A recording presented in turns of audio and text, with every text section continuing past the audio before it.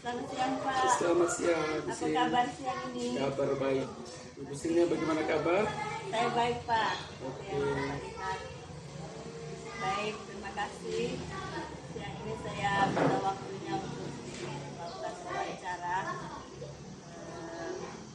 Topiknya tentang bagaimana mengambil keputusan berdasarkan nilai-nilai kebajikan sebagai seorang pemimpin. Kita mulai ya, Pak. Oke. Selama ini bagaimana Bapak dapat mengidentifikasi kasus-kasus yang merupakan dilema etika atau kebutuhan moral? Baik, terima kasih atas pertanyaannya. Dalam mengidentifikasi dilema etika atau bujukan moral ini, yang pertama saya melihat dulu tentang masalah moralnya. Jika suatu kasus terjadi yang melanggar aturan, berarti itu tentang suatu masalah moral. Sedangkan dalam dilema etika, contohnya misalnya itu seorang guru tanpa sengaja memukul siswa, tetapi siswa ini tidak menerima, tetapi di sisi lain guru ini ingin menegakkan disiplin. Tapi ini suatu contoh tentang dilema etika. Mungkin itu dari saya disini.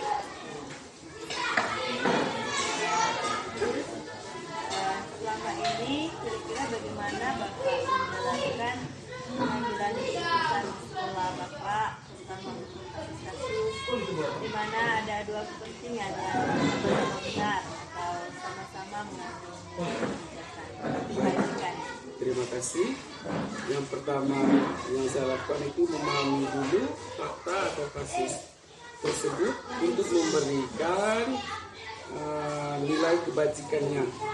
Jadi saya sudah ketika saya sudah pahami tentang kasus atau masalah tersebut, saya akan melihat dampaknya apakah besar atau kecil sebelum saya mengambil keputusan. Dan jika kepentingannya jangka panjang atau jangka pendek, saya melihat yang lebih penting itu adalah kepentingan untuk jangka panjang. Terus selama ini kira-kira langkah-langkah atau prosedur seperti apa saja yang biasanya dilakukan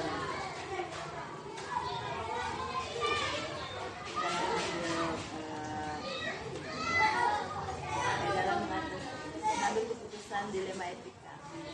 Yang pertama dulu kita melihat regulasi yang ada atau aturan-aturannya apakah sesuai dengan peraturan perundang-undangan yang ada atau regulasinya benar, sehingga keputusan yang saya ambil itu tidak melanggar atau melanggar aturan untuk melihat kasus dilema etika ini. Terus kira-kira hal-hal apa saja yang selama ini Bapak anggap efektif dalam pengambilan keputusan pada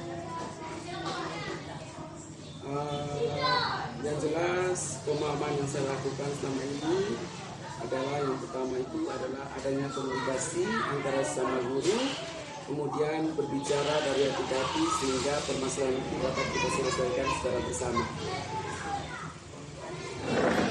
Terus hal-hal apa saja yang biasanya selama ini merupakan tantangan dalam pengambilan keputusan pada kasus-kasus dilema etika? Baik, yang saya lakukan sebagai pimpinan, yang pertama itu memberikan pemahaman kepada beberapa guru yang mungkin ada kepentingan-kepentingan yang tidak diharuskan atau ada kepentingan-kepentingannya yang melanggar seperti terlambat datang ke sekolah. Kemudian yang kedua tidak masuk sekolah karena ada urusan keluarga. Tapi tantangan yang harus saya lakukan adalah membicarakan semua ini secara kekeluargaan sehingga tidak ada lagi masalah yang terjadi. Terus apakah Bapak memiliki sebuah kata-kata atau jadwal tertentu dalam sebuah penyelesaian kasus dilema etika? Apakah Bapak langsung menyelesaikannya di tempat? Apakah memiliki sebuah jadwal untuk menyelesaikannya? Kira-kira bentuk atau seperti apa yang bisa dilakukan? Baik, kalau membuat tata cara yang jelas semua sekolah itu mempunyai kebijakannya.